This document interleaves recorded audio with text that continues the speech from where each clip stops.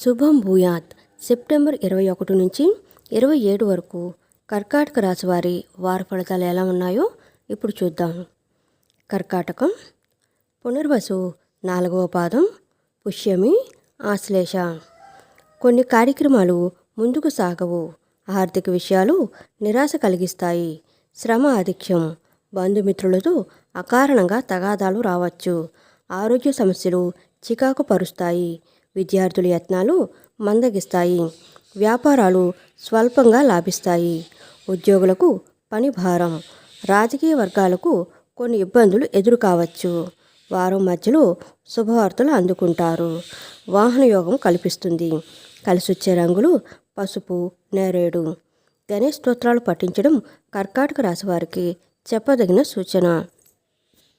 Friends, మా videos కనుక మీకు నచ్చినట్లయితే లైక్ చేయండి, షేర్ చేయండి, సబ్స్క్రైబ్ చేయండి. మరిన్ని మంచి వీడియోస్ కోసం నోటిఫికేషన్ ఆన్లో పెట్టుకోవడం మర్చిపోకండి. Please support us. Thank you so much.